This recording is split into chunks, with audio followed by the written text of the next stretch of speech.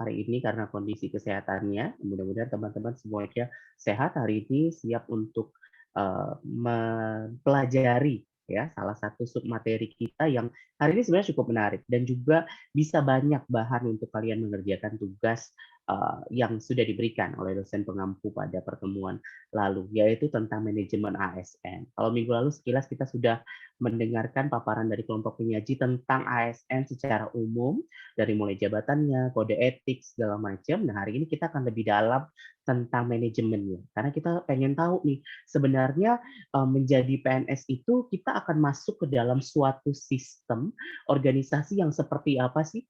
Terus kalian itu kalau misalnya jadi nantinya jadi PNS itu akan seperti apa sih perjalanan karirnya? Apakah kalian akan di situ aja ataukah seperti apa? Nah, hari ini kita akan sama-sama berdiskusi dan saya tidak sendirian karena saya akan didampingi oleh kelompok penyaji yang sepertinya sudah siap nih dengan bahan materinya tentang manajemen ASN. Tanpa berpanjang lama, kita berikan tepuk tangan ya yang meriah kepada kelompok penyaji. Saya rasa Astri ya, Astri dan Firsta dan teman-teman silakan kita berikan applause yang meriah bagi teman-teman semuanya.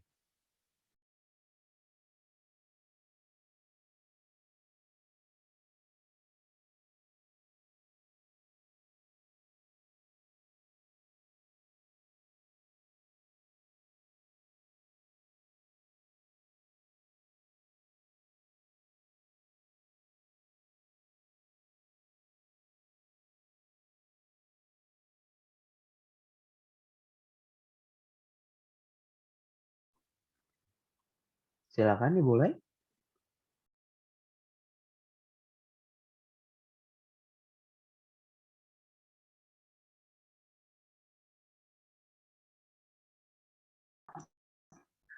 Baik, terima kasih banyak Pak Reza. Mohon maaf untuk sedikit menunggu karena kita menunggu teman kita masih hilang sinyalnya untuk Firsa Nursyadani. Kami akan memulai presentasi kami. Assalamualaikum warahmatullahi wabarakatuh. Selamat siang semuanya, selamat siang Pak Reza, selamat siang teman-teman semuanya. Kali ini kelompok 4 ada saya, Sterina Librato, kemudian ada Ana Rosana, ada Diava Paramita, Gigi Prenata Sitepu, Firsa Nursyabadi, dan juga Iqbal Rifai Aracin akan menyajikan tentang manajemen ASN. Nah, apa sih manajemen PNS itu? Nah, kali ini kita akan membahas lebih lanjut. Langsung saja kita mulai. Yang pertama ada Diava. Yuk kita simak pemaparan dari Diava. Apakah kamu sudah siap mendengarkan presentasinya? Yuk kita mulai. Baik, terima kasih Astrid. Jadi langsung kita mulai saja. Yang pertama, saya akan menjelaskan mengenai penyusunan dan penetapan kebutuhan serta pengadaan PNS. Yang pertama adalah penyusunan dan penetapan kebutuhan. Jadi, tiap instansi pemerintah wajib menyusun kebutuhan jumlah dan jenis jabatan PNS berdasarkan analisis jabatan dan analisis beban kerja. Penyusunan ini meliputi jumlah dan jenis jabatan administrasi, jabatan fungsional, serta jabatan pimpinan tinggi. Penyusunan kebutuhan jumlah dan jenis jabatan dilakukan untuk jangka waktu 5 tahun dengan dirinci per tahun berdasarkan prioritas kebutuhan. Penyusunan ini juga mempertimbangkan dinamika atau perkembangan organisasi dari kementerian ataupun lembaga.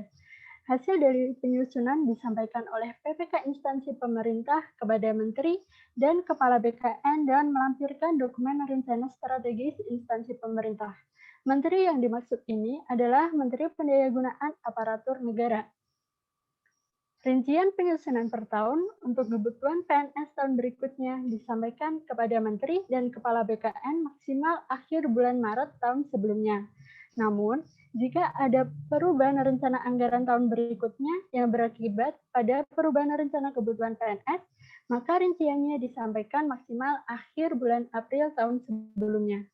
Penyusunan ini dilakukan dengan menggunakan aplikasi elektronik. Lalu selanjutnya penetapan kebutuhan PNS ditetapkan secara nasional oleh Menteri pada tiap tahun dengan pendapat Menteri Keuangan dan pertimbangan Kepala BKN. Pertimbangan Kepala BKN ini disampaikan maksimal akhir bulan Juli tahun sebelumnya.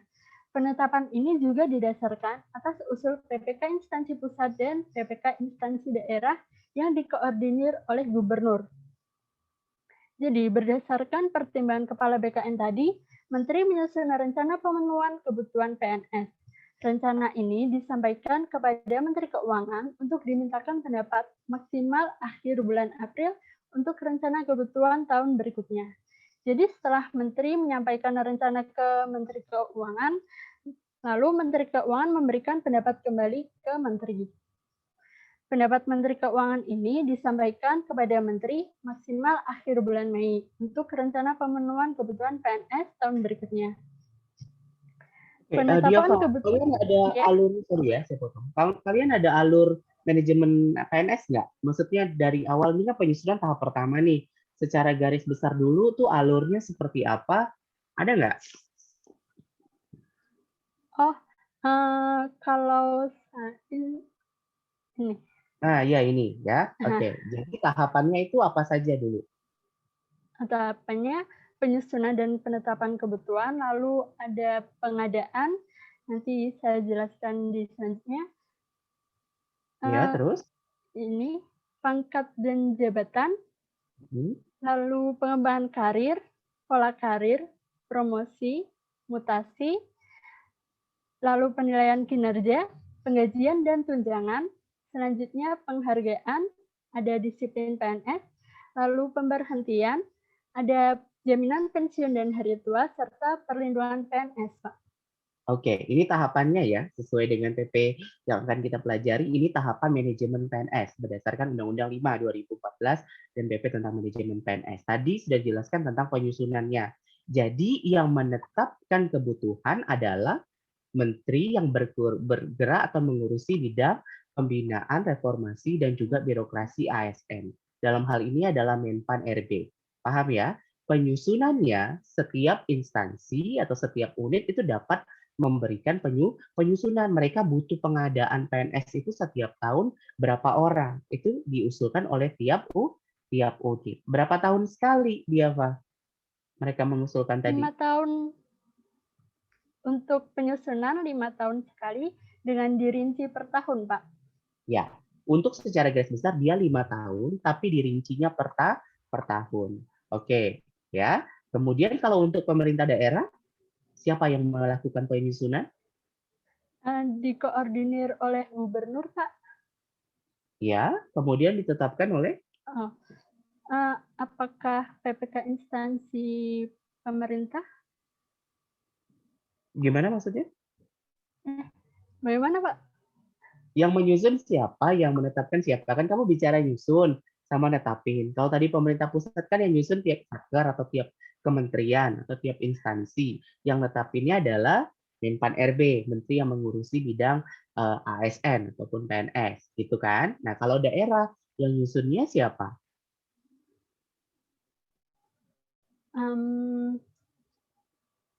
Kalau yang saya tahu, yang daerah itu ini, Pak. Coba tadi slide-nya mana? PPK instansi daerah dengan dikoordinasi oleh gubernur. Iya, yang nyusunnya berarti? PPK instansi daerah. PPK instansi daerah itu siapa? PPK ini artinya adalah apa? PPK ini apa? Pejabat pembina kepegawaian, Pak. Ya, siapa pembina kepegawaian pemerintah daerah?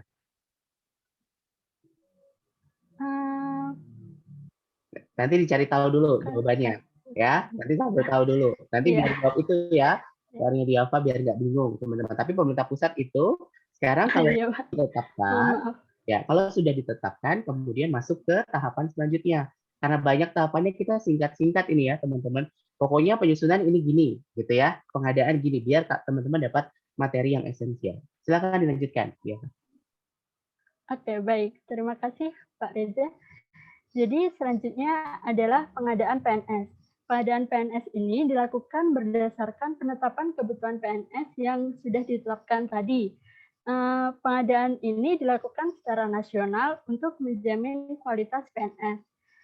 Dalam rangka menjamin objektivitas, Menteri membentuk Panitia Seleksi Nasional Pengadaan PNS dengan diketuai oleh Kepala BKN. Lalu, dalam instansi pemerintah, ada juga PPK membentuk panitia seleksi instansi pengadaan PNS dengan diketuai oleh pejabat yang berwenang. Pengadaan ini dilakukan mengisi kebutuhan jabatan administrasi, khusus jabatan pelaksana, jabatan fungsional keahlian, khusus untuk ahli pertama dan ahli muda, serta jabatan fungsional keterampilan, khusus jabatan fungsional pemula dan terampil. Di sini ada tahapan pengadaan PNS. Yang pertama adalah perencanaan. Perencanaan ini dilakukan oleh panitia seleksi nasional maupun panitia seleksi instansi. Perencanaan meliputi jadwal pengadaan PNS dan sarana-prasarana pengadaan. Yang kedua adalah pengumuman lowongan. Pengumuman lowongan ini diumumkan oleh panitia seleksi nasional. Pengumuman memuat nama jabatan, jumlah lowongan jabatan, kualifikasi pendidikan, dan instansi pemerintah yang membutuhkan jabatan PNS. Pengumuman ini dilaksanakan paling singkat 15 hari kalender. Lalu tahapan yang ketiga adalah pelamaran. Pelamaran atau pendaftaran, adapun syarat-syaratnya yaitu yang pertama usia minimal 18 tahun, maksimal 35 tahun saat melamar, kecuali untuk jabatan tertentu seperti dokter, dosen, peneliti. Maksimal umur untuk mendaftar adalah 40 tahun. Yang kedua, tidak pernah dipidana dan pidana penjara berdasar putusan pengadilan. Yang ketiga, tidak pernah diberhentikan dengan hormat bukan atas permintaan sendiri atau diberhentikan dan tidak hormat sebagai PNS, TNI, maupun anggota kepolisian, atau diberhentikan secara tidak hormat sebagai pegawai swasta. Yang keempat, bukan calon PNS, TNI, maupun kepolisian. Yang kelima, tidak menjadi anggota atau pengurus partai politik. Yang keenam, sehat jasmani dan rohani. Dan yang ketujuh, bersedia ditempatkan di seluruh Indonesia. Penyampaian syarat maksimal 10 hari sebelum diadakannya seleksi. Lalu tahapan yang keempat adalah seleksi. Seleksi ini dibagi menjadi 3 tahapan, yaitu seleksi administrasi, seleksi kompetensi dasar, dan seleksi kompetensi bidang. Untuk seleksi administrasi, itu adalah mencocokkan antara persyaratan administrasi dan dokumen yang dibawa oleh pelamar. Yang kedua, seleksi kompetensi dasar meliputi tes karakteristik pribadi, intelijensia umum, dan wawasan kebangsaan, seperti saat kita tes masuk STAN waktu itu. Yang ketiga, seleksi kompetensi bidang. Seleksi ini untuk menilai kesesuaian antara kompetensi bidang yang dimiliki oleh pelamar dengan standar kompetensi kebutuhan jabatan. Oke, ini singkat aja ya Pak, nggak usah panjang ya. Ya. Saya sudah bilang tadi kita nggak usah jauh-jauh. Sekarang saya tanya, dari pengangkatan CPNS, teman-teman ya, juga ke Diava. Dari pengangkatan CPNS, ini tahap pengadaan ya. Dari pengangkatan CPNS ke pengangkatan menjadi PNS itu berapa lama maksimal? Untuk dari CPNS ke PNS itu ada 1 tahun masa prajabatan, Pak. Ya, maksimal adalah 1 tahun. Oke, clear di situ ya. Nah, kemudian tadi secara sekilas mungkin belum ini. Sistem merit tadi akan disampaikan di sini atau di mana? Apa yang dimaksud dengan manajemen PNS atau manajemen ASN itu berdasarkan sistem merit? Ya, Pak. Jadi PNS di Indonesia itu kita menggunakan sistem merit. Apa yang dimaksud dengan sistem merit? Menikahkah atau apa maksudnya itu? Untuk sistem merit sendiri,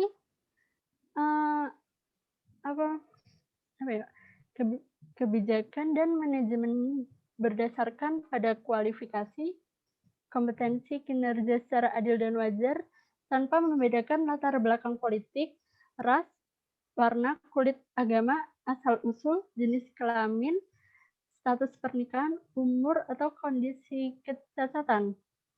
Artinya? Bagaimana, Pak? Artinya apa? Secara garis besar, sistem merit ini adalah suatu sistem. Jadi seperti keadilan begitukah, Pak? Ya, sistem yang sangat transparan, akuntabel untuk melakukan manajemen PNS di seluruh Indonesia berdasarkan kompetensi dan kinerjanya secara adil dan wajar.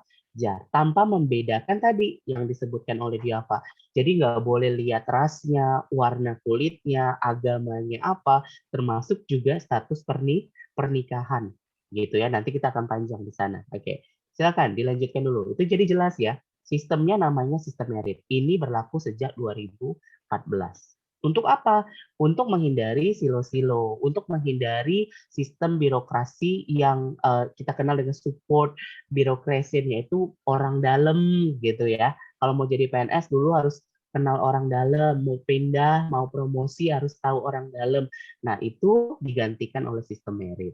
Ya, jelas dari sisi transparansi dan akuntabilitas ini sangat menguntungkan. Ya. Cuma nanti kita akan ada sisi tantangannya juga.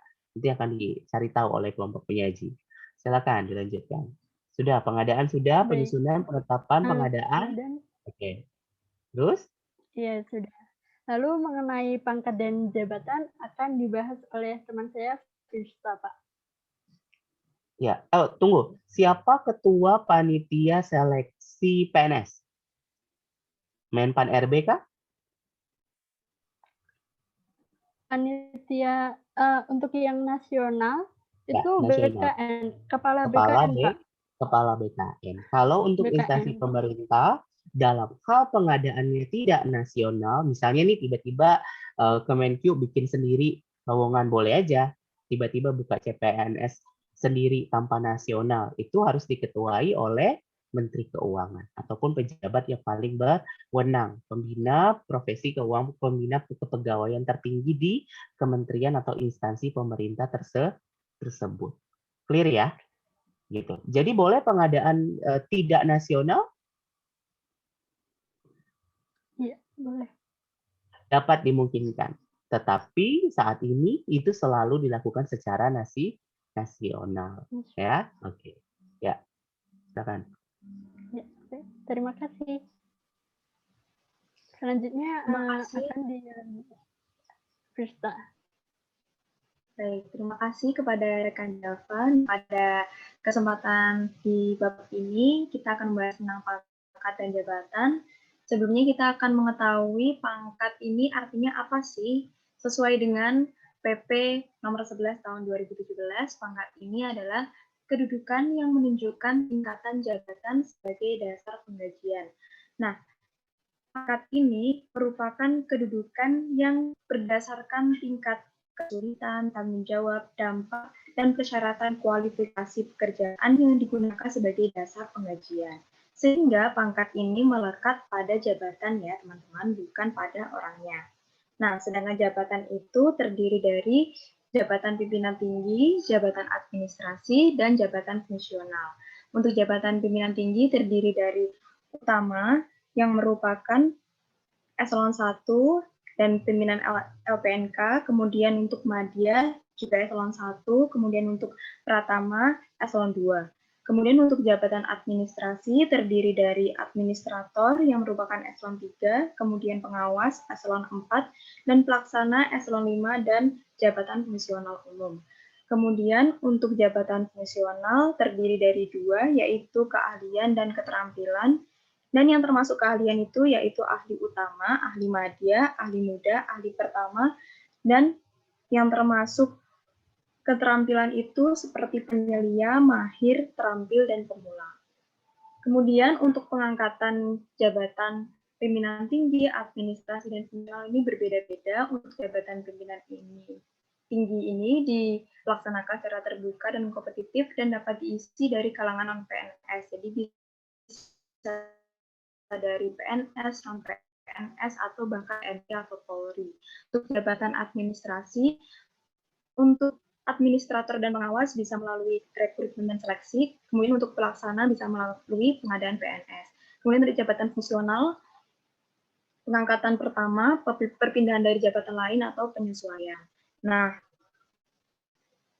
pengisian jabatan pelaksana, jabatan fungsional, keahlian jenjang ahli pertama, jabatan fungsional keterampilan jenjang pemula, dan jenjang terampil dapat dilakukan melalui pengadaan PNS. Kemudian untuk jabatan administrasi dilarang merangkap jabatan fungsional ya teman-teman.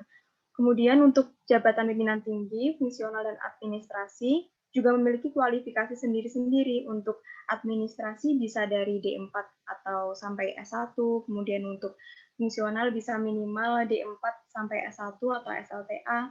Kemudian untuk pimpinan tinggi sesuai dari PNS atau non atau dari TNI atau Polri bisa rata-rata minimal S1 sampai S2. Next. Mungkin ada yang perlu ditambahkan, Bapak, dari slide sebelumnya? Iya, ini pangkat udah ya. Tapi kemarin kan pangkat udah sekilas tuh di kelompok penyaji. Cuma yang saya mau tanyakan justru golongan, pangkat jabatan golongan itu, Firsa. Nah, ini saya bantu aja nih. Nah, ini ya.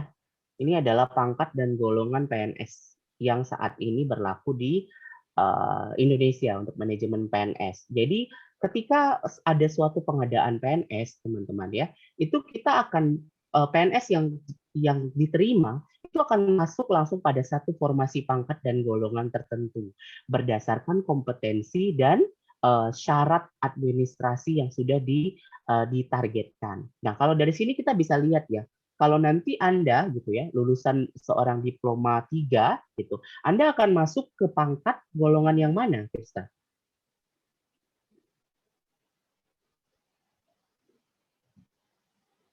Mungkin kalau saya bisa di jabatan fungsional atau di pelaksana jabatan administrasi, Pak. Ya, itu untuk jenis jabatan, itu Iya. jabatan, ya kan, pelaksana ataupun fungsional. Tapi kalau pangkat dan golongan itu akan ngikut terus ke arah di mana jabatan Anda berada pun gitu. Jadi ketika kamu jadi PNS nanti atau jadi CPNS gitu ya, kamu akan memiliki pangkat dan golonganmu sendiri gitu. Nah, kalau D3 itu kamu akan masuk ke mana?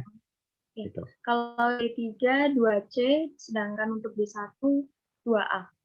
Iya, jadi golongannya adalah 2C, kalau D3 ya, pangkatnya adalah pengatur. Kalau sarjana dia akan masuk ke golongan 3A. Ya, 3A, kemudian pangkatnya adalah penata muda. Kalau dia masuknya S2, misalnya dokter, gitu. Dokter biasanya S2. Kalau di pengadaan PNS dia akan masuknya ke golongan 3B. Ya, teman-teman. Nah, yang saya mau tanyakan, tiap jenis pangkat ini, ya, tiap tingkatan itu berapa tahun masa kerja. Jadi tiap pangkat ya, misalnya dari 2C ke 2D itu Anda harus memiliki masa kerja minimal 4 tahun. Ini yang disebut dengan urut kacang atau naik bertingkat. Jadi ada istilahnya kenaikan pangkat biasa atau kenaikan pangkat as bisnis. Jadi setiap pegawai negeri sipil itu mendapatkan kesempatan untuk naik pangkat setiap 4 tahun sekali. Tetapi nanti akan ada persyaratan-persyaratan khusus. Misalnya, ini real ya, saya membacakan real di lapangan. Anda seorang 2C, berarti berapa tahun yang Anda butuhkan untuk sama dengan pegawai yang masuk sarjana, teman-teman? Anda membutuhkan 8 tahun, yaitu dari 2C ke 2D 4 tahun, dan dari 2D ke 3A itu 4 tahun.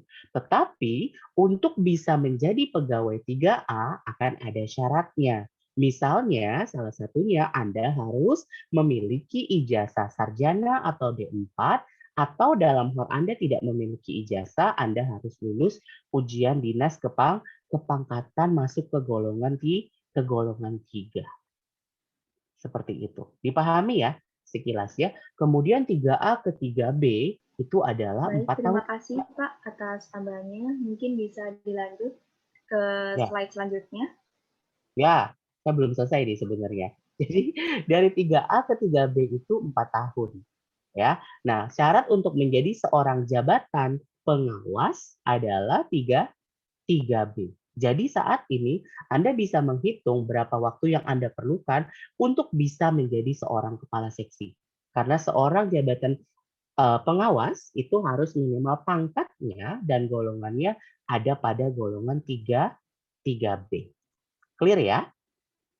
Oke, silakan dilanjutkan.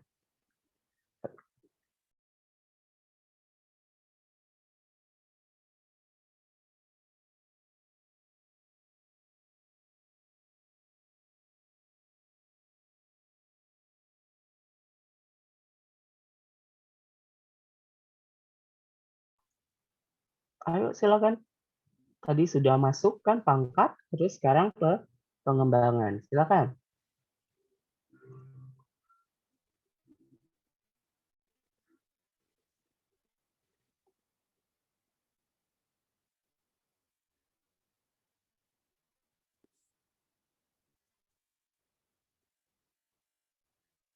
Suara saya terdengar ya, teman-teman? Terdengar Pak, mohon maaf, sepertinya Firsa masih jaringannya terganggu.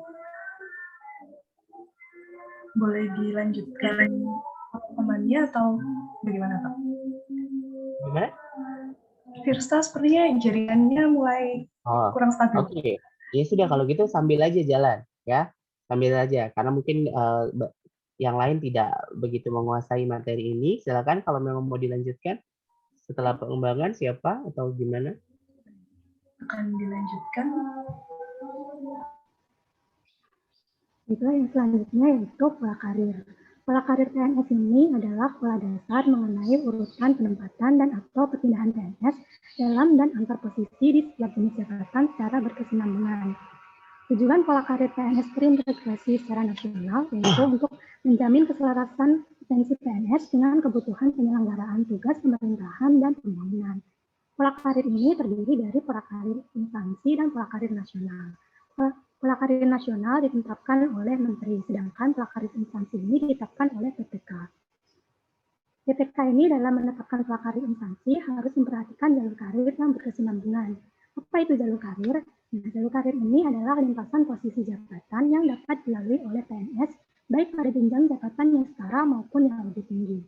Untuk pola karir sendiri ada 3, yaitu horizontal, vertikal, dan diagonal. Untuk pola karir horizontal yaitu perpindahan dari satu posisi jabatan ke posisi jabatan lain yang setara, baik di dalam satu kelompok maupun antar kelompok jabatan administrasi, jabatan fungsional, atau jabatan pimpinan tinggi. Kemudian bentuk pola karir vertikal yaitu perpindahan dari satu posisi jabatan ke posisi jabatan lain yang lebih tinggi di dalam satu kelompok jabatan administrasi, jabatan fungsional, atau jabatan pimpinan tinggi. Selanjutnya yaitu bentuk pola karir diagonal, itu perpindahan dari satu posisi jabatan ke posisi jabatan lain yang lebih tinggi antar kelompok jabatan administrasi, jabatan fungsional, atau jabatan pimpinan tinggi. Selanjutnya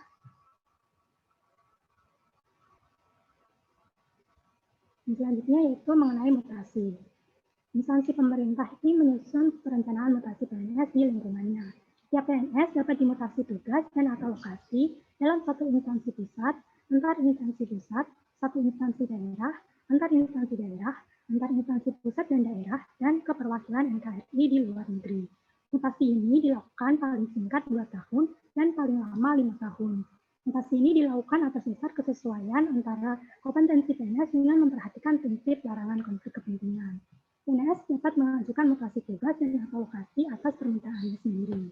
Nah, dalam hal pelaksanaan taksi, pembiayaan taksi tersebut akan dibebankan pada APBN untuk instansi pusat dan APBD untuk instansi daerah, dan biaya tersebut akan dibebankan pada instansi penerima.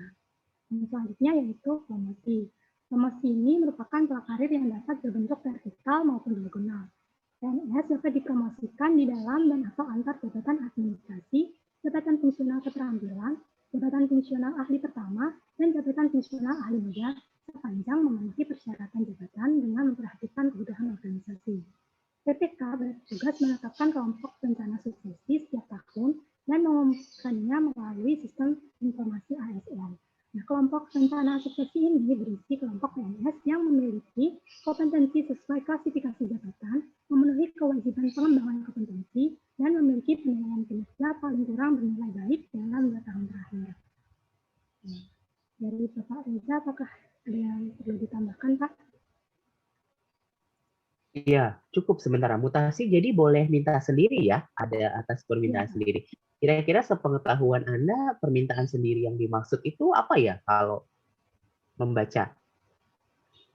Misalnya apa gitu. Maksudnya kita boleh tambah alasan gitu, Pak saya mau minta pindah gitu. Karena saya tak suka gitu. Misalnya Anda kerja sama saya di kantor, saya nggak suka sama Pak Reza, jadi saya minta pindah gitu, boleh nggak kira-kira? Kan minta sendiri tuh. Mungkin mutasi lokasi karena misalnya kalau istri mengikuti suami kayak gitu, Kak. Ya, bisa seperti itu ya, istri mengikuti suami, alasan-alasan klasik lah, menjaga orang tua, dekat dengan home base gitu ya. Ya bisa permintaan sendiri itu. Walaupun di fakta di lapangan memang ya banyak instansi gitu, unit yang sulit gitu. Karena ada klausul, kalau Anda membaca klausul mutasi permintaan sendiri itu ada klausul di mana Anda sudah harus tahu dulu di unit penerimanya siap menerima Anda. Jadi kalau misalnya kamu Anda di Jakarta terus minta pindah ke mana gitu, misalnya ke Jayapura. Nah, pastikan bahwa di Jayapura itu memang menerima Anda gitu. Ada usulan ataupun suatu surat tertulis bahwa memang menerima pegawai dari mana ataupun membutuhkan lowongan tertentu. Seperti itu. Ya. Jadi kalau istilahnya adalah lolos butuh ya. Gitu istilahnya kita kenal. Oke, Terima kasih, cukup. Kak Reza. Selanjutnya akan disampaikan oleh Iqbal. Silahkan Iqbal.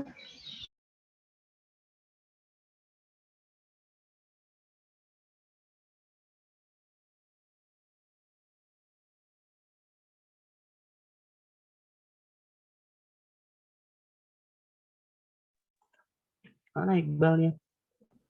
Cek, maaf Pak, masih mute tadi. Ya, selanjutnya masuk ke penilaian kerja. Jadi penilaian kerja ini seperti kata dasarnya nilai itu dasar untuk semuanya, untuk nanti mutasi, untuk nanti promosi maupun mengikuti diklat. Kita masuk ke tujuan pertama, penilaian kinerja ini untuk menjamin objektivitas dalam pengembangan PNS. Artinya pengembangan ini untuk memperoleh nantinya pegawai-pegawai PNS ini akan mendapatkan hasil yang lebih baik, tetapi dengan mempertahankan atau menyempurnakan apa yang ada sebelumnya yang baik-baik juga. Kenapa objektivitas? Karena seperti yang dijelaskan di awal tadi, di PNS ini tidak memandang ras, tidak memandang agama maupun status pernikahan seseorang atau pegawai. Kemudian tujuan yang selanjutnya itu untuk persyaratan pengangkatan jabatan, persyaratan kenaikan pangkat, pemberian tunjangan dan sanksi, mutasi, promosi maupun diklat. Jadi penilaian kinerja ini nantinya selain untuk ini itu penghitungannya kira-kira ada dua hal.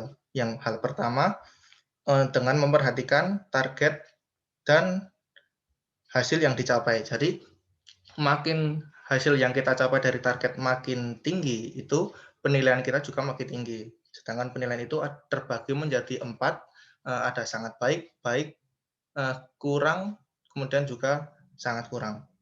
Kemudian hal yang kedua, selain penilaian dari kinerja, itu ada perilaku. Kenapa perilaku juga dihitung, walaupun presentase dari perilaku ini, misalkan yang dari hasil itu 70%, perilaku bisa 30%.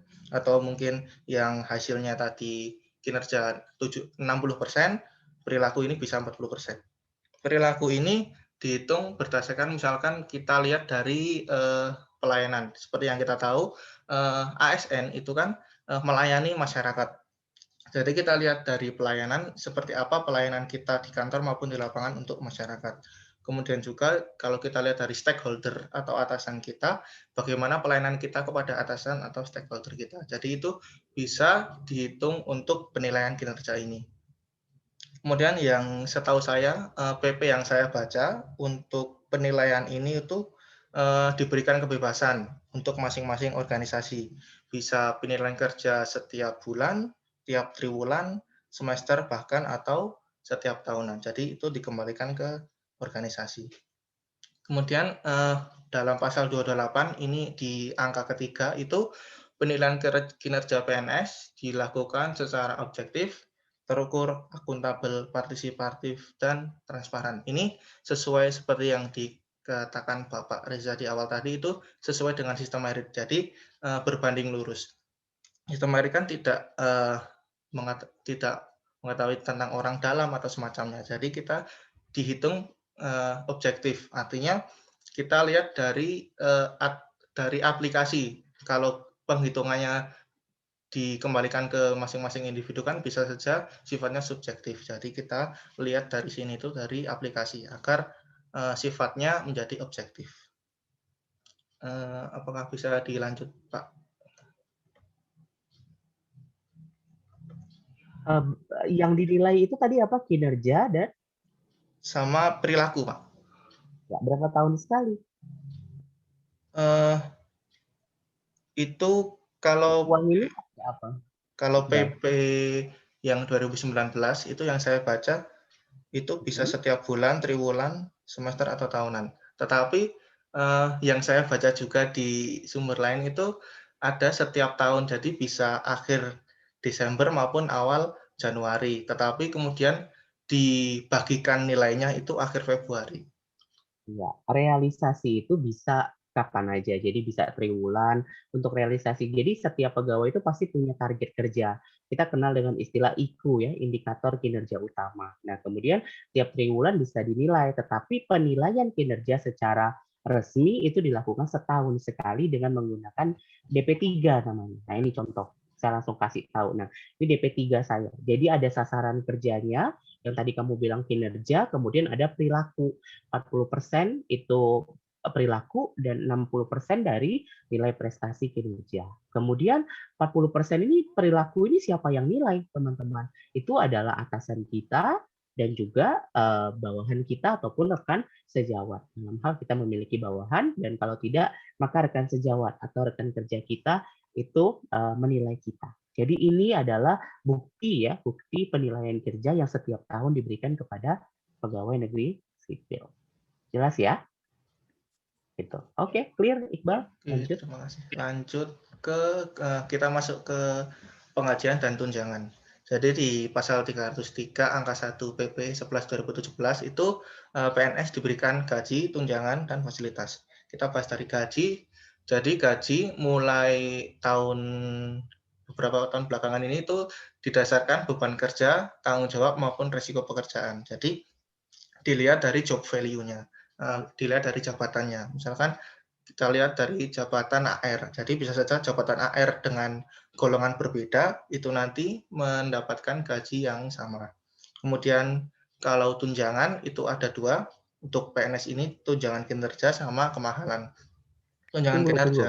Iqbal, tadi gaji kamu bilang bisa beda apa sama? Maksud saya gaji bisa sama, Pak. Gaji Gaji itu pasti sama, iya, beda ya. golongan, Jadi satu pegawai jabatan sama. iya, satu golongan, satu pangkat, misalnya 2C gitu ya, gaji pokoknya ya 2,6 juta sebulan. Itu dari kamu kerja di Lok Sumawe sampai Sorong, gaji PNS itu sama karena ditetapkan oleh presiden. Ya, itu gaji PNS. Yang bilang tiap tahun gaji naik gitu. Nah, itu berlaku nasional. Semua PNS, ASN Polri mendapatkan sama. Ya, gitu. Pegawai 3A dimanapun gajinya sama. Ya, itu yang perlu clear dulu. Jadi sama, AR itu misalnya kamu 3A gitu, saya 3B, ya gajinya beda karena pangkat golongannya berbeda. Tapi kalau pangkat golongan kita sama-sama 3A misalnya, ya gaji kita sama, tunjangan kita bisa berbeda. Kenapa berbeda? Dilanjutkan oleh Iqbal. Kemudian kita masuk ke tunjangan kinerja yang pertama itu dari penyampaian kerja. Kalau yang minggu kemarin itu kan sempat disinggung kenapa Kementerian Keuangan itu lebih tinggi ibaratnya gitu dengan kementerian lain karena penyampaian kinerja kita itu resikonya lebih besar karena lebih dekat dengan penerimaan negara kalau dari sisi DJP. Kemudian yang kedua ada tunjangan kemahalan. Ini dibayarkan sesuai kemahalan indeks harga berlaku di daerah masing-masing. Artinya daerah DKI Jakarta dengan daerah Jawa Barat itu nanti memiliki indeks yang berbeda. Yang saya tahu untuk Jakarta indeks pengalinya itu 117, kalau Jawa Barat itu sekitar Jawa Barat 50 atau berapa gitu. Jadi penghitungannya nanti untuk indeks kemahalan ini tunjangan kemahalan itu rumusnya gaji ditambah tunjangan kinerja kemudian nanti dikalikan indeksnya. Jadi untuk pegawai yang tinggal di beda daerah di Jogja maupun di Jakarta bisa saja nanti tunjangan kemahalannya yang didapat berapa rupiah itu berbeda. Seperti itu. Ya, ini real ya. Kalau tadi kan tunjangan, kemarin udah bahas kenapa tunjangan berbeda. Sekarang kita lihat lagi nih, teman-teman, tunjangan ya. Ini tunjangan DJP. Tadi kalau gajinya sama, saya sama Iqbal gitu, atau Iqbal tadi sama Diava, gajinya sama-sama 3A. Berarti kan gajinya sama, 2,7, 2,8 lah gaji itu. Nah, dua-duanya Iqbal dengan Diava ini sama-sama pemeriksa, teman-teman. Tapi Diava itu pemeriksaannya pemeriksa pelaksana, karena dia masuk dari D3. Sedangkan Iqbal ini lulusan D4 atau masuknya sarjana, maka dia masuknya pemeriksa pajak pertama. Jadi jelas gajinya sama, tunjangannya berbeda. Diava masuknya ke grade peringkat 9, pemeriksa pajak pelaksana. Kalau tadi Iqbal dia masuknya pemeriksa pajak pertama.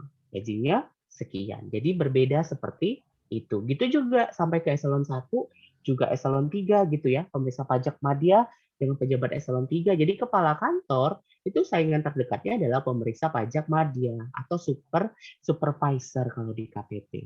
Nih, kalau kalian pengen tahu penghasilannya adalah sedemikian. Gitu ya. Eselon 4 di mana? Kalian tinggal cari, dia adalah seorang pengawas atau pejabat struktural eselon 4. Gajinya, kamu bisa tebak gajinya. Kalau dia peringkat jabatannya 14, tunjangannya berarti sekitar 22 juta satu bulan. Kira-kira seperti itu. Ya, oke. Dilanjutkan. Terima kasih, Pak. Selanjutnya akan dijelaskan oleh teman saya, Diki. Sebelumnya maaf Pak, ini mau dilanjut atau balik ke yang tadi di skip ya Pak? Karena teman saya udah bisa jaringannya. Oh, silakan aja. Gimana? Tadi, ayo. Mau balik dulu? Boleh? Terima kasih atas waktunya Pak Reza dan Diki. Mohon maaf karena tadi ada kendala jaringan dan saya kira sudah selesai sehingga ternyata belum selesai begitu ya Pak. Jadi di sini jaringannya memang sedikit terkendala begitu. Nah, sekarang kita lanjut dulu ya teman-teman ke pengembangan karir. Nah, pengembangan karir atau manajemen karir ini merupakan kewajiban dari PPK atau pejabat pembina kepegawaian.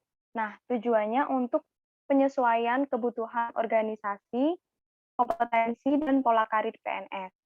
Sedangkan pengembangan karir ini melalui manajemen pengembangan karir berdasarkan kualifikasi, kompetensi, penilaian kinerja, dan kebutuhan instansi pemerintah menggunakan sistem merit yang sudah dijelaskan oleh Diava yang tadi, yaitu dengan sistem keadilan, seperti itu secara garis besarnya.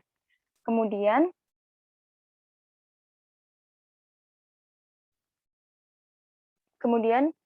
pengembangan karir ini dilakukan melalui mutasi atau promosi di tingkat instansi atau nasional. Nah, PPK atau pejabat pembina kepegawaian ini wajib untuk yang pertama penetapan rencana pengembangan karir, yang kedua pelaksanaan pengembangan karir, dan yang ketiga pemantauan dan evaluasi atas pengembangan karir. Untuk pengembangan karir sendiri ini mempertimbangkan integritas dan moralitas yang meliputi manajemen karir, kemudian ada juga pola karir, mutasi dan promosi, serta rencana suksesi dan penugasan khusus. Nah, pola karir tadi sudah dijelaskan oleh Ana Rona ya teman-teman.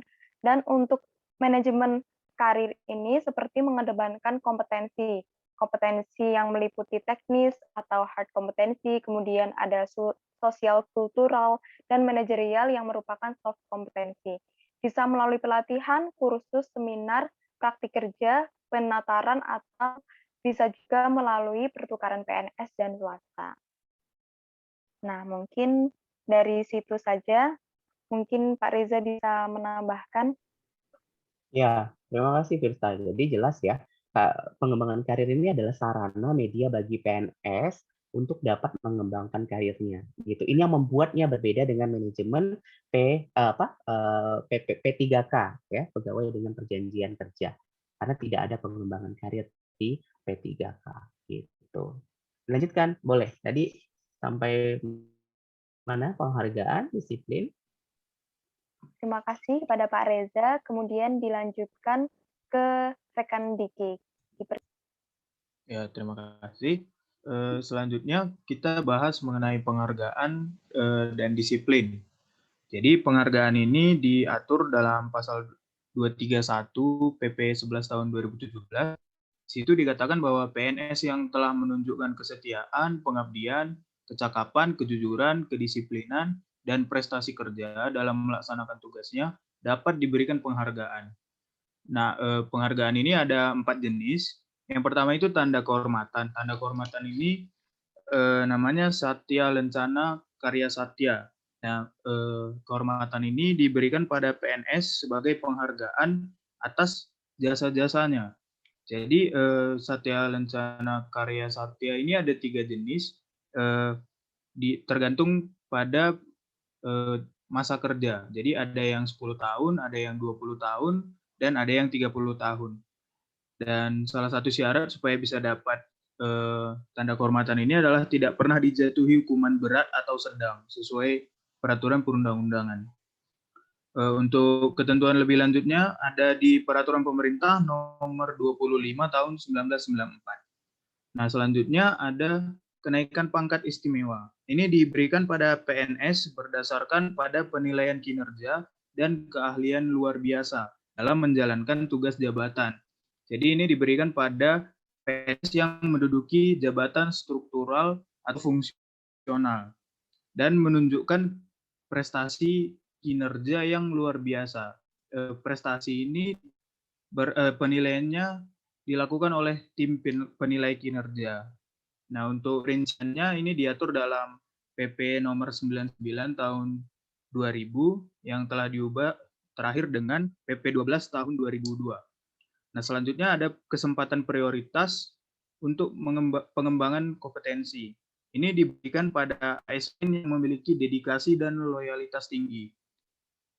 Pengukuran dedikasi dan loyalitas ini juga dilakukan oleh tim penilai kinerja. Nah, yang terakhir ada kesempatan untuk menghadiri acara resmi dan kenegaraan.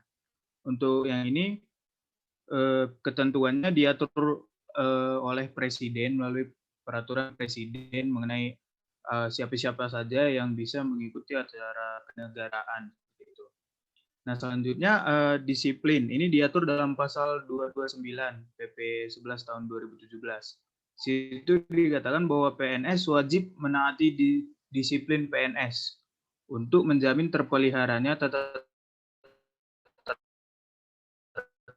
tertib dan pelaksanaan disiplin akan dijatuhkan pada PNS yang melanggar disiplin PNS. Yang berhak untuk menjatuhkan hukumannya adalah pejabat yang berwenang. Nah, untuk pelaksanaan dan upaya peningkatan disiplin PNS ini, kewajibannya ada di instansi pemerintah.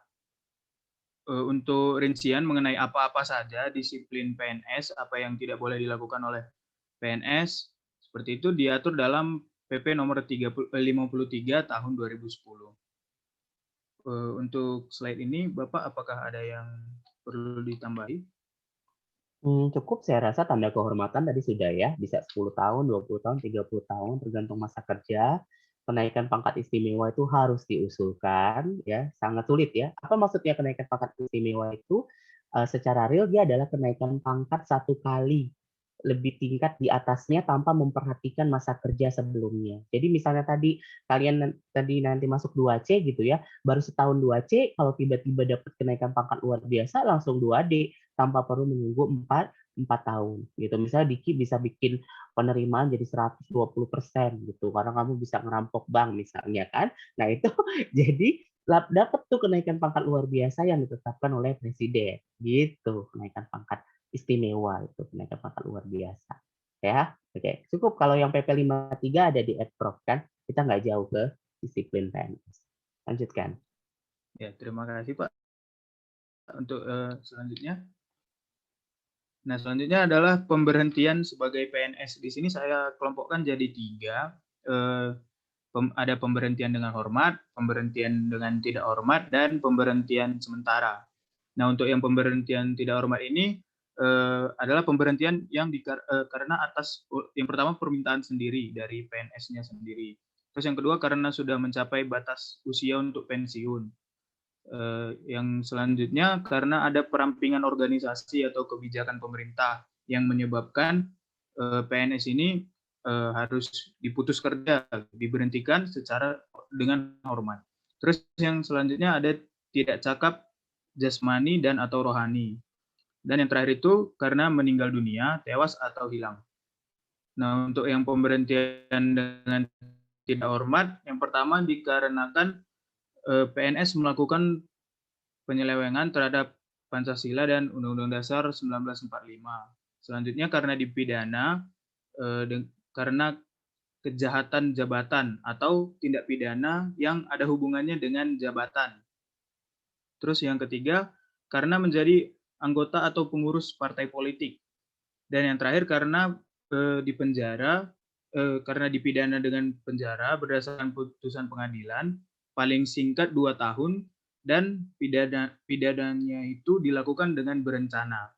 Jadi kalau dilakukan tidak karena tidak berencana, dia nggak diberhentikan sebagai PNS, tapi dengan beberapa syarat. Ada 4 syarat itu diatur dalam pasal 248 PP 11 tahun 2017.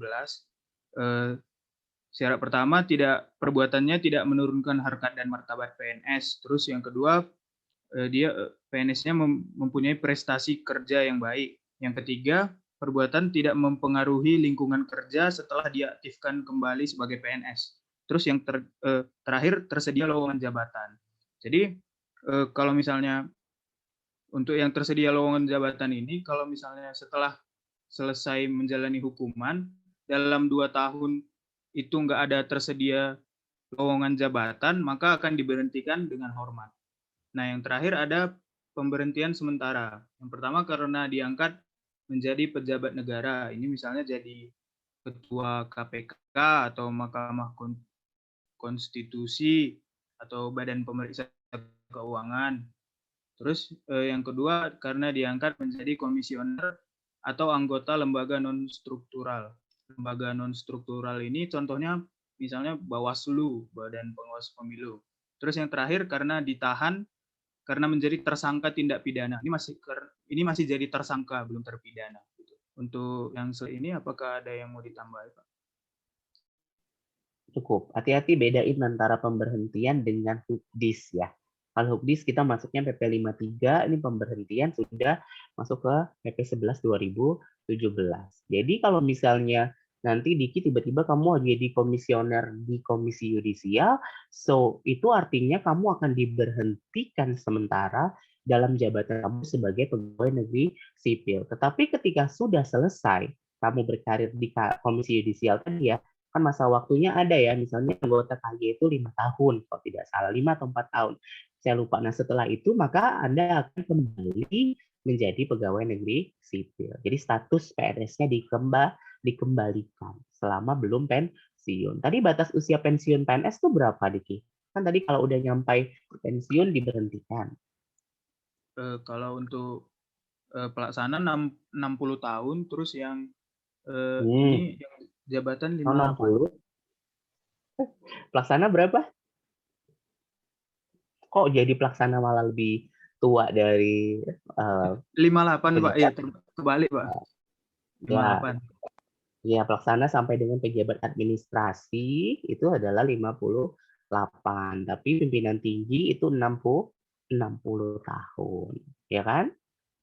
Oke, clear ya? Ya, salon 2 itu 60 ya, teman-teman. Salon 3 tetap 58 tahun. Oke, sip, lanjut. Untuk selanjutnya dijelaskan oleh teman saya, Astriarin.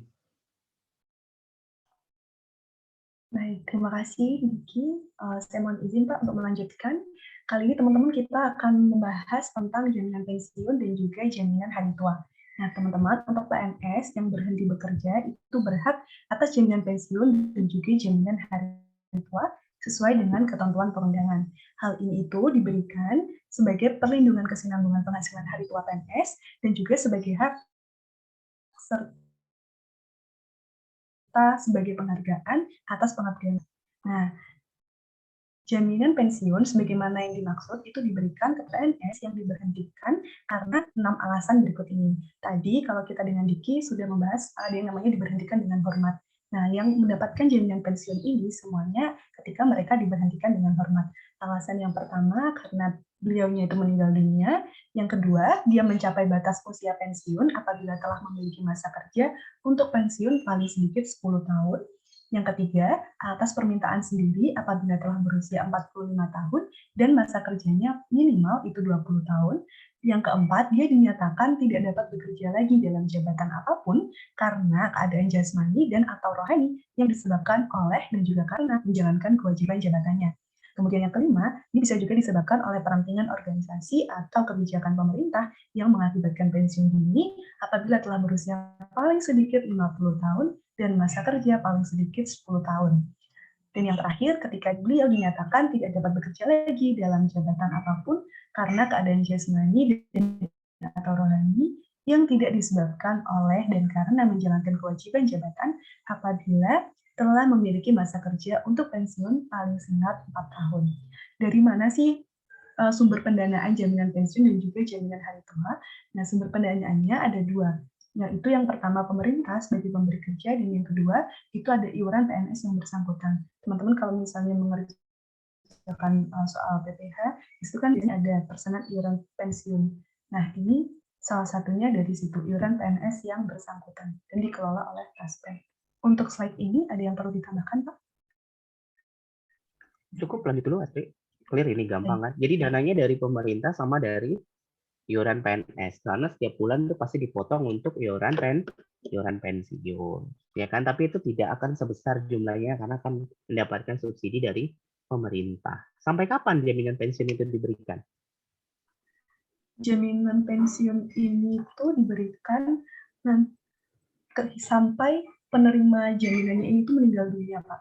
Tapi nanti akan ada kasus yang bisa diteruskan ke anak ataupun istri, tapi dengan persyaratan-persyaratan tertentu. Misalnya ada satu bapak gitu ya, pensiunan, dia mendapatkan pensiun. Kemudian tiba-tiba ataupun diteruskan oleh ahli warisnya. Misalnya istrinya bisa, masih Pak, hidup. tapi nanti ada persyaratan tertentu yang ya, ada persyaratan tetapi bisa. Tetapi ketika nanti si ibu ini mendapatkan waris ya, maksudnya mendapatkan pensiun suaminya, kemudian si ibu ini meninggal dunia, itu bisa nggak diturunkan ke anaknya? Setahu saya berhenti di satu kali penurunan itu, Pak, sampai di istrinya sudah ada. Sampai di istrinya selesai. Ya, jadi tidak lagi dilanjutkan oleh anaknya. Dipahami ya, teman-teman ya? Oke. Lanjutkan, Astri. Terima kasih, Pak. Kita lanjut ke slide berikutnya, teman-teman.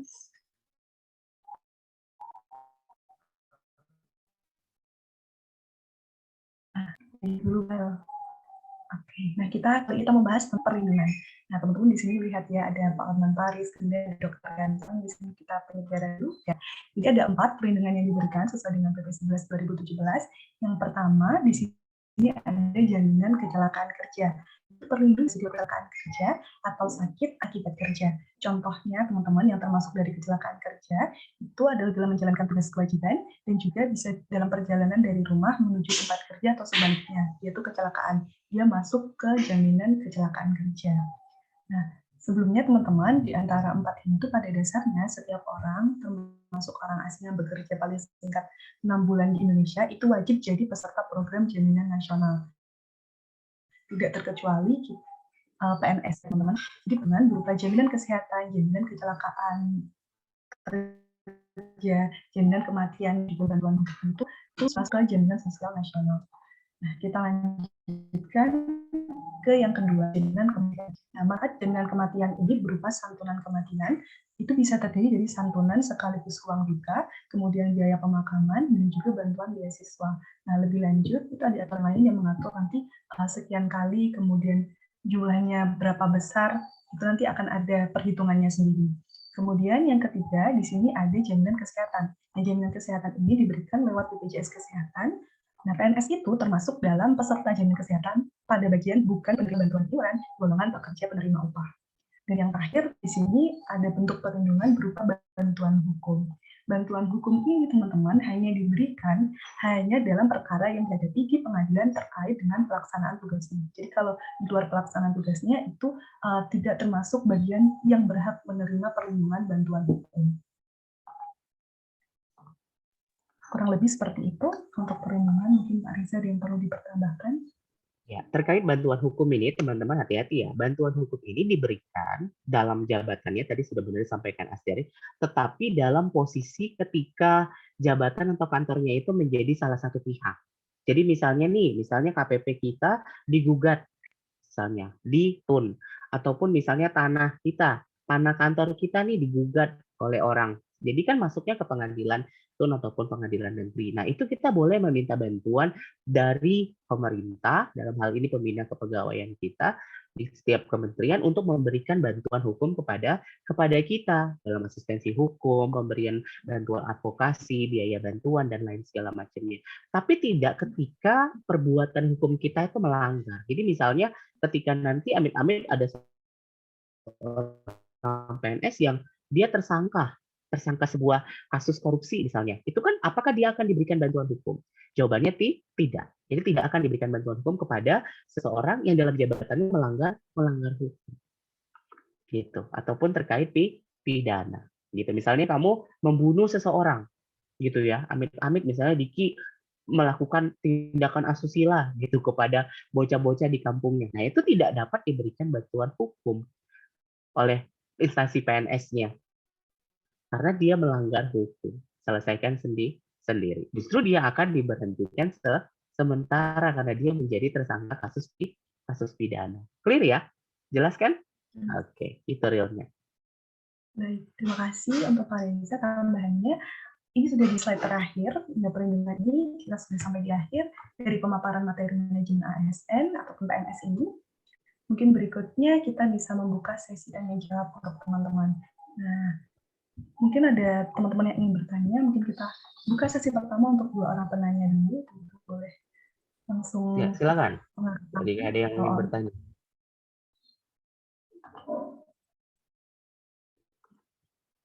Gampang kan materinya, manajemen ASN nih, semuanya clear, jelas gitu. Kalau penyajinya nih baca gitu, pasti dia tahu. Makanya saya bilang kuncinya itu banyak baca. Kalau banyak baca mah udah hatam. Pertanyaan saya tuh pasti gampang gitu, pasti mudah gitu-gitu aja. Kalau manajemen ASN clear ya teman-teman. Silakan. Kalau ada yang mau dielaborasi atau mau cari fakta di lapangan, gimana? Silakan. Pak, kok saya nemuin ya Pak, di kantor kemarin waktu PKL gitu, ada pegawai yang udah lama banget di situ nggak dimutasi. Nemu nggak? Udah lama, tadi kan paling singkat 2 tahun, yang mana bilang paling lama 5 tahun. Tapi ada yang kayaknya udah 15 tahun tuh masih di situ. Ada yang 10 tahun di situ nggak pindah-pindah. Kok bisa ya? Gitu. Silakan kalau yang mau tanya.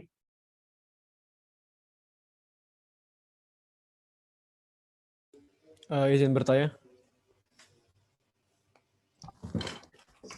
Tes.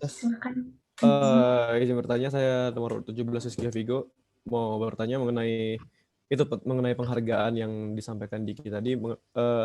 Kesempatan prioritas mengembangkan potensi itu seperti apa sih?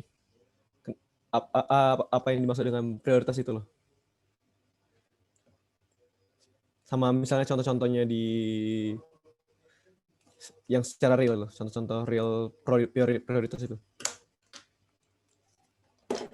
Terima kasih. Terima kasih Ibu pertanyaannya. Kita cek dulu, mungkin ada satu lagi yang ingin bertanya.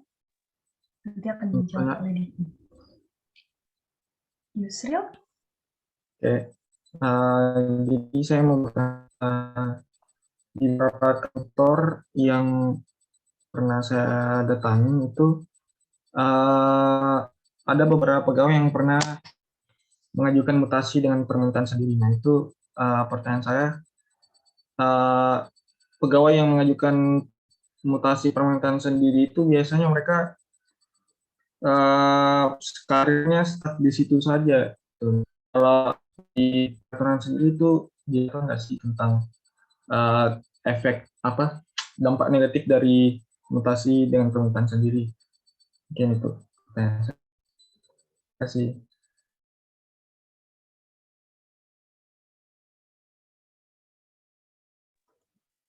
Ya, silakan dijawab dulu untuk penyaji.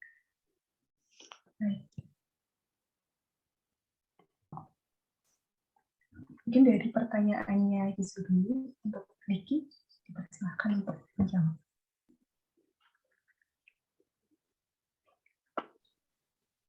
Iya, nah jadi untuk yang kesempatan prioritas pengembangan kompetensi itu kan ini langsung contoh realnya aja ya. Ini orang tua saya, ibu saya nih PNS guru. Nah, ibu saya nih tiap tahun itu ada tim penilai kinerja yang datang ke sekolah, ke tempat ibu saya ngajar untuk menilai kompetensi guru-guru. Terus juga ada beberapa dilakukan ujian kompetensi namanya. Nah, untuk yang memenuhi persyaratan, kata ibu saya, kemarin sudah ditawari untuk lanjut kuliah. Ini kan rata-rata guru di tempat saya S1 nih. Nah, kemarin itu udah ditawari untuk lanjut kuliah di beasiswa, dibiayain untuk ngambil S2-nya gitu. Jadi kalau itu tuh yang namanya kesempatan prioritas untuk pengembangan kompetensi. Kenapa prioritas? Kalau menurut saya karena itu berdasarkan tes uji penilaian kinerja, terus dibiayai oleh negara seperti itu. Karena kan kalau pengembangan kompetensi yang lain, misalnya kan kita yang ajuin, terus kalau diizinin kuliahnya kita bayar sendiri, kita yang atur sendiri, atur waktu antara kerja dengan kuliah. Menurut saya seperti itu.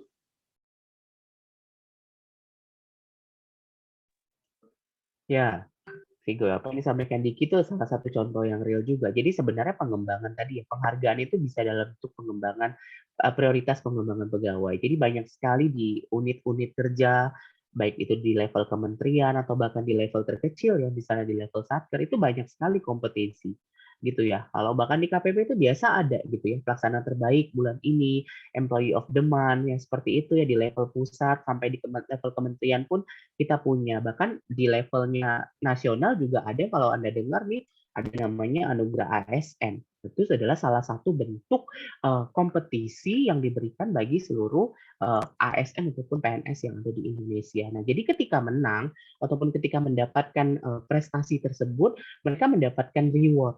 Ya, mendapatkan reward, salah satunya bisa prioritas pengembangan pegawai. Kalau di level di kita di Kementerian Keuangan itu ada kayak pelaksana terbaik atau apa, itu dia dapatnya biasanya short course ke luar negeri atau biasanya dapat prioritas penempatan lebih lanjut kayak gitu. Jadi banyak sekali bentuk rewardnya. Bisa juga dapatnya misalnya kesempatan untuk memilih diklat gitu. Banyak sekali penghargaan. Kalau di levelnya ASN itu juga banyak, termasuk hadiahnya adalah uang tunai. Itu adalah bagian dari reward menurut saya. Menjawab ya, Igo ya. Jadi bisa saja di level manapun itu dilakukan untuk pemberian penghargaan kepada PNS dalam rangka melakukan manajemen pengembangan karir mereka. Gitu. Ya. Silakan. Tadi pertanyaan dari Yusril. Kita lanjutkan untuk pertanyaannya dari Yusril tadi, untuk melanjutkan mutasi permintaan sendiri, apakah memang ada ketentuan tulis karirnya akan di situ-situ saja, dan bagaimana sih pengaturan berikutnya akan dijawab oleh Ana. Untuk Ana dipersilakan. Terima kasih atas pertanyaannya. Kalau untuk mutasi atas permintaan sendiri itu ada pertimbangannya. Nah, yang pertama itu memperhatikan pola karir PNS yang bersangkutan tidak bertentangan dengan peraturan perundang-undangan yang berlaku, tidak bertentangan dengan peraturan internal instansi, dan tidak sedang dalam proses atau menjalani hukuman disiplin atau proses peradilan yang ditangani oleh unit kerja yang menangani kepegawaian. Nah, untuk masalah kenaikan pangkat sendiri, sepertinya setahu saya tidak ada mutasi atas permintaan sendiri dengan kenaikan pangkat, karena kan kalau kita mutasi misalnya lokasi dari KPP Pondok Aren ke KPP PMA 2. Nah, itu nanti pangkat kita tetap sama. Tapi untuk misalnya ingin naik pangkat, tentu kan harus melihat pola karirnya dulu, kayak misalnya nanti misalnya jenjang pendidikannya bertambah atau tidak kayak gitu, atau yang minimal 4 tahun tadi yang seperti yang dijelaskan Bapaknya.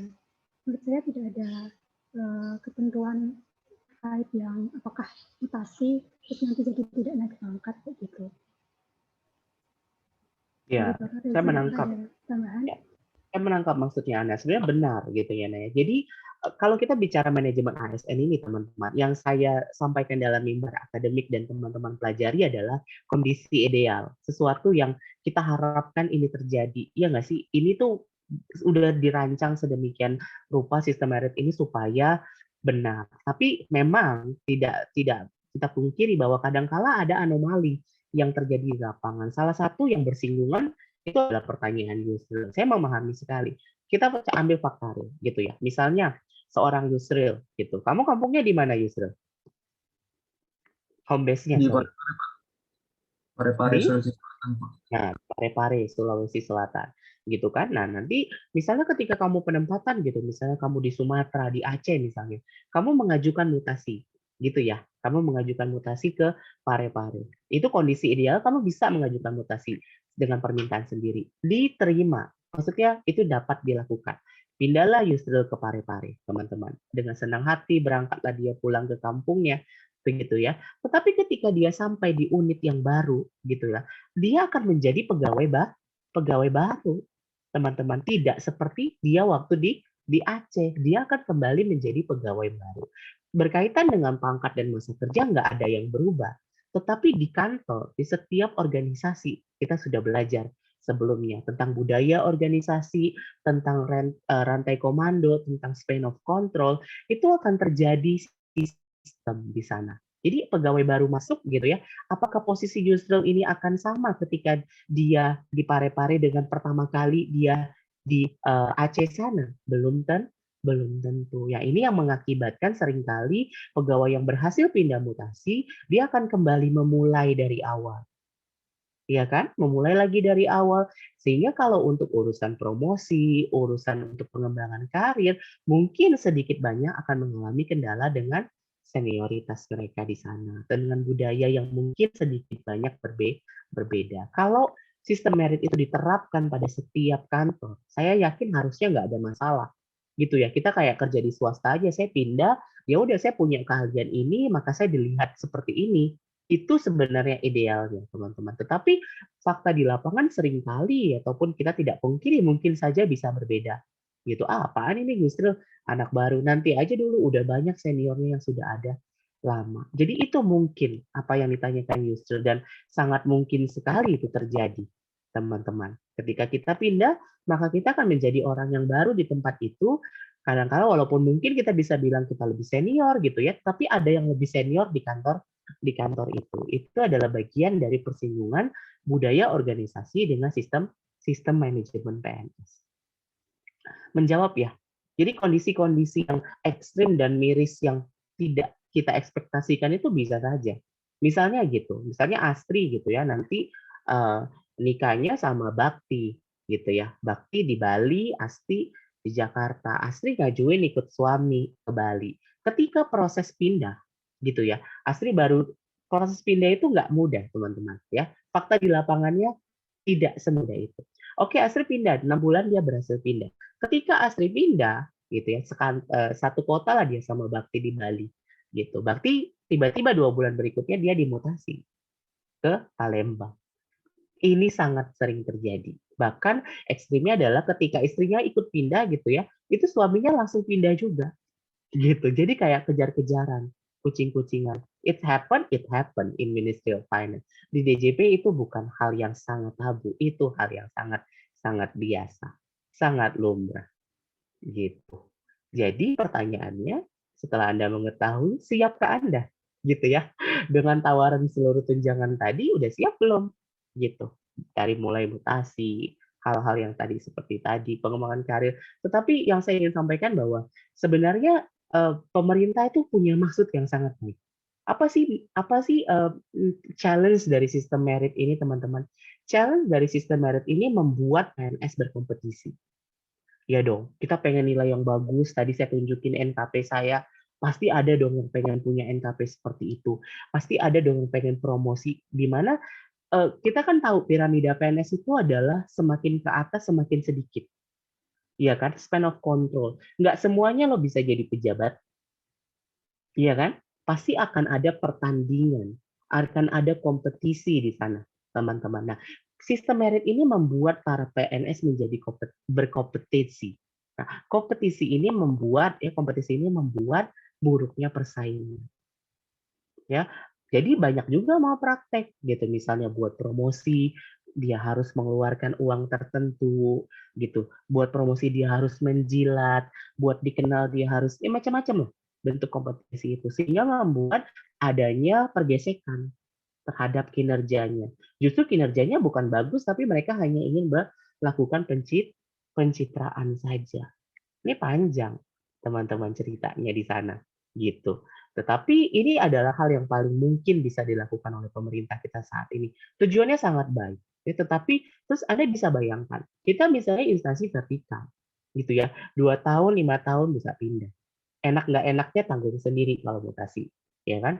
Tetapi Anda bisa bayangkan, ketika mereka berada di instansi pusat, gitu ya, instansi yang sangat monoton mutasinya, hanya pindah meja doang, hanya beda seksi doang, pindah subbagian doang, itu Anda bisa bayangkan adanya boredom, adanya grassroots, akar rumput. Seseorang yang menjadi terlalu lama di suatu tempat, dia akan menjadi seseorang yang ada tend to power gitu. Anda bisa menangkap big picture ini ya, teman-temannya. Jadi saya sambil ngomong akademik, kita ngomongin fakta di lapangan. Jadi Anda kalau melihat ada pegawai yang udah tua, kemudian less ambition, itu mungkin saja terjadi. Nggak mau ngarep-ngarep karena mungkin pernah gagal. Kita nggak jauh ke promosi tadi teman-teman. Cuma promosi saja itu luar biasa sekali tandingannya. Bertandingannya itu luar biasa, dan ketika penilaian Anda rendah saat itu, maka kemungkinan Anda untuk promosi itu udah sulit sekali. Gitu kira-kira. Ya, itu memang dilematisnya PNS. Gitu. Tidak seperti kita pengen ya sekarang menggalakkan bagaimana sistem merit ini bisa mudah-mudahan ke depan bisa lebih baik gitu ya, teman-teman. Jadi kita bisa benar-benar menjadi menjadi sebuah organisasi yang reformnya tuh benar-benar total. Sekarang saya tanya, kalau misalnya kita ada seseorang menjadi pejabat gitu ya, pasti posisi dia itu tidak akan bisa digantikan kan sampai dia benar-benar pensiun atau hal lain di mana dia berhentikan sampai jabatan dia itu kosong. Kecuali dia dipecat, kecuali dia hilang, tadi tewas, meninggal dunia, maka kalau enggak ya dia akan memiliki jabatannya itu gitu loh. Kalaupun kinerjanya buruk, ya sangat sulit untuk menurunkan posisi seseorang. Jadi nggak heran gitu ya kalau kalian bisa nemu misalnya ada omongan gitu misalnya, oh kok ya dia jadi pejabat kok kayak nggak bisa apa-apa ya gitu. Kok dia kayak ini, nah itu fakta-fakta yang kita bisa temui di lapangan. Kira-kira seperti itu. Cukup? Ada lagi pertanyaan? Silakan saya kembalikan ke kelompok penyaji. Baik, terima kasih Pak Reza. Untuk teman-teman, sudah menutup, mohon izin Pak, kami menutup sesi pertanyaan. Tadi sudah sesuai dengan kotanya, 2 pertanyaan. Untuk itu, kami kelompok 4, mohon maaf. Cukup. Atau mungkin ini sudah jam 13. Sudah tutup saja lah. Mungkin ya, tutup saja. Ditutup saja ya Pak. Ya.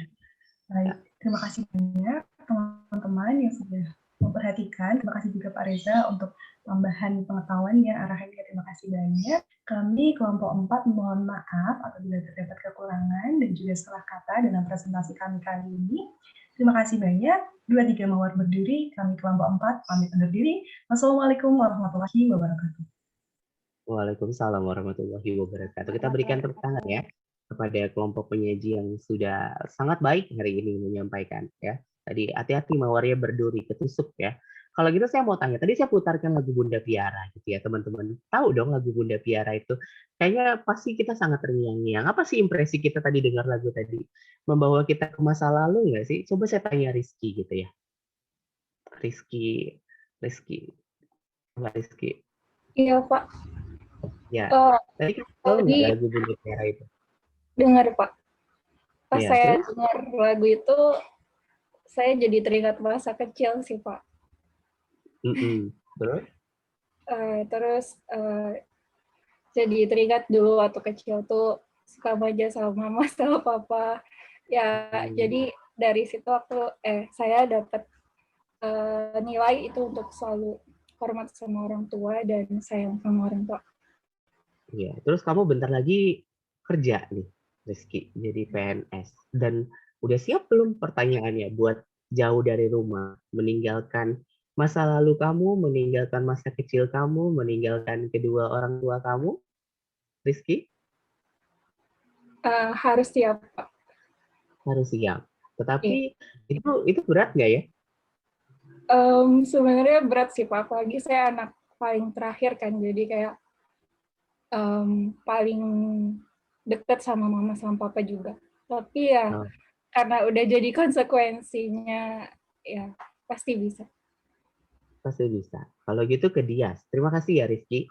Nah kalau Dias nih, Dias siap nggak kalau ini kan nggak lama lagi kan kamu sekolah mati-matian gitu ya, belajar habis-habisan di stan babak belur gitu ya, itu kan cuma buat jadi PNS dan harus jauh dari keluarga yang kamu bertaruhkan sampai umur 60 tahun jadi PNS. Siap nggak kamu sudah meninggalkan keluarga dan rumah Bunda Piara kamu? Insya Allah siap sih, Pak. Siap. Saya bingung nih kok pada siap semua nih, Pak. Kayaknya 61 nih mentalnya pada. Karena kalau saya ditanya pun saya akan jawab ya siap. Saya nggak pernah siap kehilangan orang tua saya gitu ya. Maksudnya. Tapi sejak awal penempatan saya nggak pernah di rumah, teman-teman.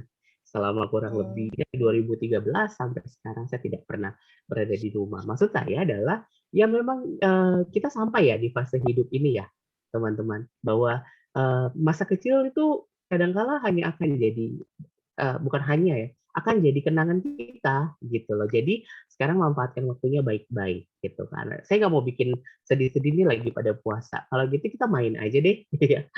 main aja masih ada waktu sedikit. Saya mau main permainan anak kecil karena kita tadi kembali ke masa kecil. Saya mau bermain ular tangga. Teman-teman semuanya sudah menggunakan laptop, silakan saya berikan linknya. Kita akan bermain ular tangga, ya ular tangga tapi isinya kuis. Saya hanya butuh satu pemenang pada kesempatan ini, jadi silakan teman-teman harus bisa menjawab. Materinya nggak jauh-jauh dari pertemuan ini dan pertemuan 3 minggu yang lalu dari pertemuan pertama. Jadi mini quiz aja sih sebenarnya mendadak ya. Saya coba bagikan ya. Nanti dia modelnya kalau salah tuh jadi di ular gitu, jadi kayak mundur. Terus nanti pelajari dulu ya. Jadi ada game board-nya, ada ininya, ada pertanyaannya gitu. Coba ya, saya coba mainkan ya.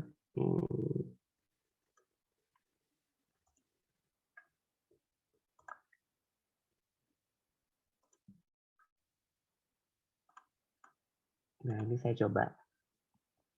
Saya coba kirimkan linknya. Salah. Bukan yang ini teman-teman, salah. Gimana ya? Nah, yang ini nih, yang kedua ya, teman-teman. Yang tadi yang pertama kayaknya nggak bisa dibuka. Nah, yang kedua. Sudah bisa masuk, teman-teman semuanya? Pastikan Anda memasukkan nama Anda yang jelas ya. Jangan namanya misalnya si kancil gitu, jangan. Nah, ini sudah ada Ardi. Ayo, segera teman-teman.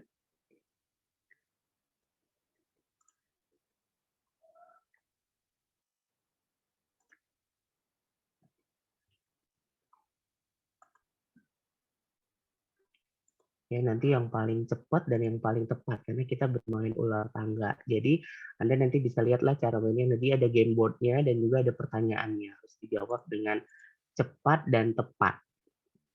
Ya, kita punya 20 9 mahasiswa ya kali ini.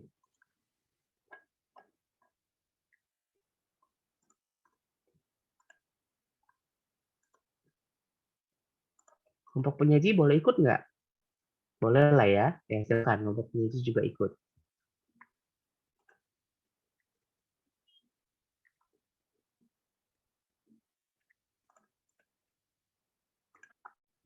Kita mulai ya. Kayaknya ada beberapa yang belum nih. Saya nggak suka yang lama-lama nih.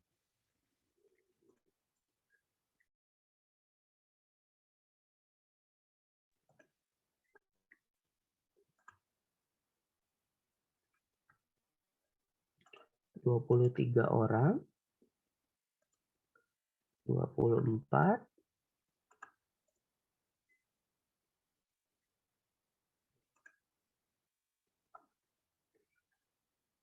Oke ya, saya mulai aja ya, teman-teman ya. 5 orang yang nggak bisa masuk nih, nggak tahu mungkin kenapa, sinyal atau hal yang lain, kita anggap 26 sudah. Oke, kita mulai ya, teman-teman ya. Selamat bermain ular tangga.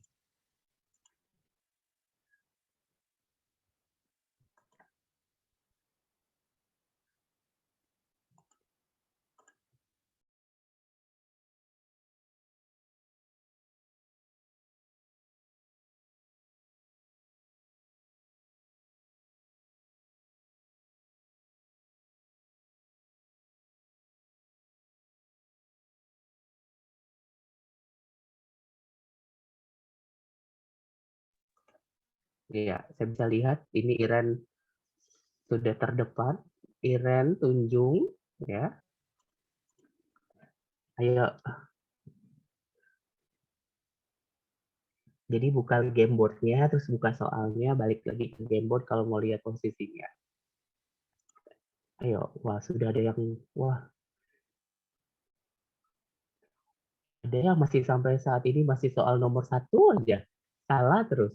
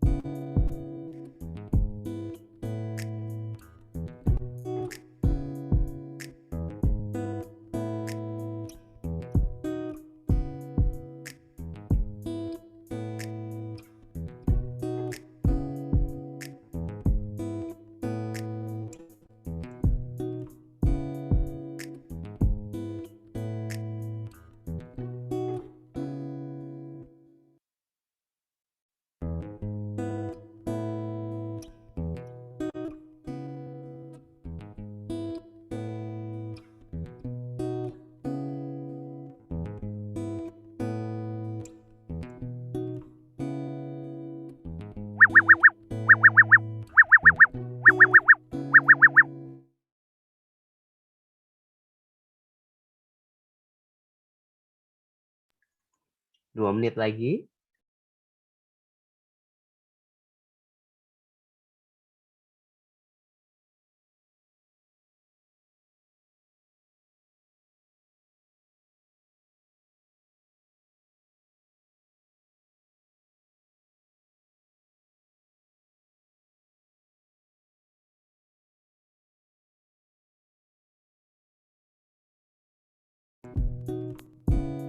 Dari tadi Yusril Dias tuh masih di kotak 1, kotak 2 aja. Hezi apalagi nggak gerak-gerak.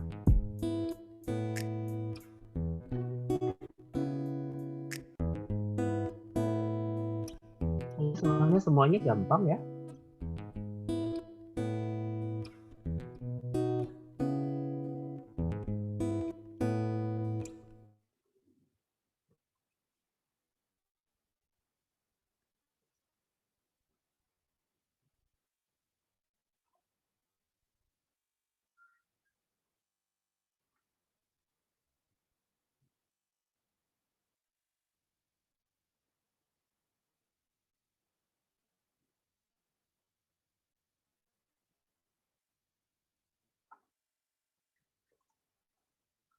Ya, udah ada yang finish ya.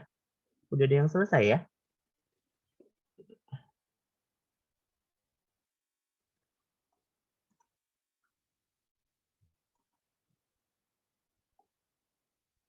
Bentar saya cek.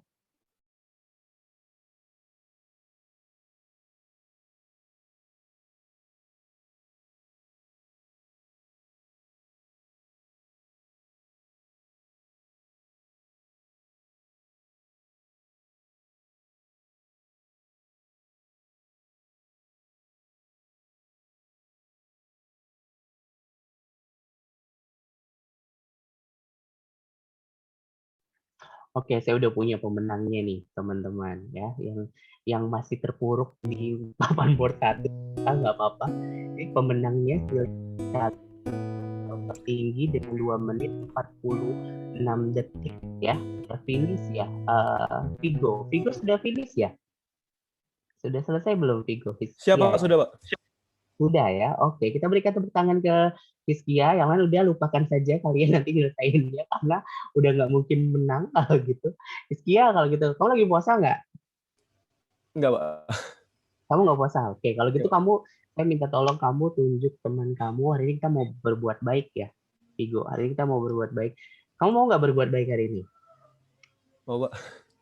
Mau ya. Kalau gitu kamu tunjuk teman kamu yang lawan jenis kamu ya, nggak boleh yusril ya, ke teman kamu yang lawan jenis yang menurut kamu paling dekat sama kamu di semester ini. Kalau bisa yang puasa. Yang puasa? Kalau bisa yang puasa. Dede Pak. Siapa? Dede Pak. Dede, mana Dede tadi? Halo Dede.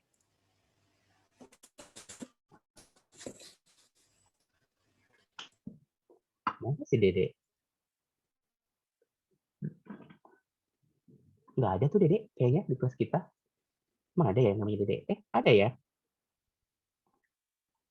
Nggak ada si Dede. Yang lain aja yang ada di sini. Kamu nyari yang nggak ada. Vira Pak. Rauzato Pak. Vira. Oh ya, si Mbak Vira. Mana Mbak Vira? Vira, kamu emang sedekat apa dengan Rizkia Vigo ini? Sedekat apa Hizkia? Kayaknya sering dulu karena dia ketua kelas jadi sering chatan gitu sih Pak. Jadi kayak tanya solusi gitu. Sekarang pernah nggak ya Hizkia? Oh pernah sih kemarin tuh waktu dia ketiduran sempat saya teleponin untuk bangun tidur. Wah, thank you. Udah sampai bangun-bangun ya.